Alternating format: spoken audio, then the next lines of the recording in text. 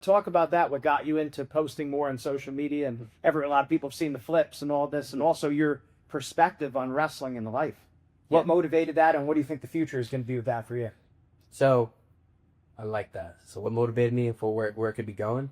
So, I started getting into posting a couple years ago, and it was because for the longest time I didn't want to post anything wrestling oriented on social media. Just post the pictures from after matches.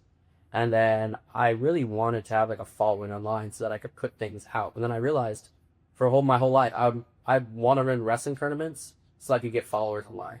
And that's a really silly mindset, but that's honestly what it was. I was like, I want to win the Ironman tournament so I can get like 500 more followers. That's what I want to do. I want to go beat this guy so I can get some followers. I want to make a world team so I can get some followers.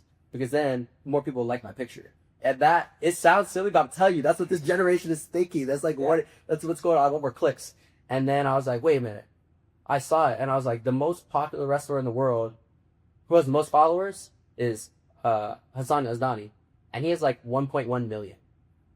Which is a lot. But there's like child actors on Netflix shows that have like 10 million. Right. And I'm like, okay, so wrestling is clearly not the path to fame. And that's not what it is. So why am I wrestling? I really thought about it. I'm like, all right, well, I still want to post videos, but if you want to gain followers if you want to gain an audience online, you have to give them content for people to watch it. So then I was like, all right, let me start filming. I filmed footwork videos. I filmed a lot of flipping videos. That's probably one of the most popular ones. Cooking, traveling, vlogs. I started just doing more. I have more things coming. And that fulfills my creativity, some enjoyment. I like filming. I like editing. I like meeting people, stories. I like the whole process, putting it all on, getting comments, and not just getting a comment, but responding to people and see what people are saying. That's really fun for me. And there's only so many hours of a day, so once it's wrestling season, that turns off, and someone else will do that. Some videographer, like, they'll handle that, and they'll get to keep growing that presence so people can still feel connected and see what I'm doing, but I don't want to do it. I can just focus on wrestling. So I think balance is really important. But I like social media. I want to stick with it for the long run, whatever outlet that may look like. Maybe it's long form, maybe it's one day, or like, I was on training freestyle full time, traveling around the world. Like, there's gonna be some awesome content. I'll be going around, cameraman, camerawoman, my fiance, camera. I don't know what's gonna happen, but it'll be really cool. Traveling around the world, wrestling, freestyle, whenever I get into coaching, filming here and there, whatever fits with the program. That's up to focus, but it's something I like to do, and I'll weave it in. I like being in front of the camera, I like being behind the camera. I like that stuff. It's fun. How do you balance where you don't want, like, you have to be thinking about, I got to make more content. What kind of content am I going to make?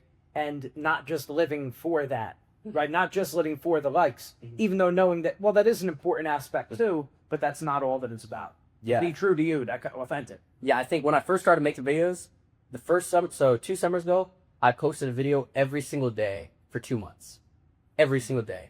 And I went from like 13,000 followers to like 80,000. Which is like one of the biggest jumps I made because I just kept doing it. So always it's clear, like, if you wanna gain knowledge, you just post the content. It will happen. Keep posting the content consistently, you'll gain a following. Simple. You could post anything. You could post cleaning a table with a wipe every day. Spray it, do a design, and but you do it every single day, it's gonna blow. It's just guaranteed. It is guaranteed to grow up. It just takes time. After doing so many flips, there's only so many flips I know how to do. I started getting tired of it. I was like, all right, what can I do? Then instead of just flipping all the time, I would flip one day a week, just film a bunch of videos and kind of put them out. And then I was like, all right, well, there's not many flips I know how to do, so what can I switch it up with? Can I keep doing flips, not flipping as often? No, I started thinking, what could I do? I don't want to go and flip. I already did that. Like you were saying before, like making the same video over and over again. It's like, well, how many times can I do a backflip in rec hall? Like, I mean, it's a backflip in rec hall. It'll probably perform well, but what is the excitement for me? Now I'm just doing it for other people. So that's why I started doing some other things. Been investing, getting different camera gear, different microphones. And recently, I'm starting more things where I'm just talking in front of the camera, sharing my thoughts. I think I start yapping a lot. I start talking a lot. And not all of it's good, but I at least have words to say. So if I just turn the camera on and as I'm walking, at least some part of there is going to be decent. Decent that people will like. Something in there is going to be good. Like every time I do an interview or a podcast, I look at it and my friends, my family, their friends always share. Like, yeah, that's great. We love this. I'm like, all right, well, why should everyone be filming me, but I never film? Obviously, I enjoy this stuff. Why don't I just take it in my own hands and occasionally I'll film myself? So that's why I'm starting to roll that out. Last week I talked about running without music and the differences. Yep. Noticing nature, and you can start trying that into all kinds of different things and focus and not distracted, being present. And I'm going to be interviewing some Hensei wrestling teammates. doing their day in the lives, things that I like doing for myself, but also do for them. One, it helps me put content out there. Two, helps people know those wrestlers that might not be inclined to make social media posts or don't know how to do it. It helps them. It'll give people something to look at. Great for the And it'll grow try to grow the sport. Like one takedown in a match isn't gonna grow the sport. Everything I do to grow the sport is gonna come from off the mat. Like a majority of it, I can wrestle exciting. Whatever I do there, the people that are watching my wrestling matches are people that already like wrestling.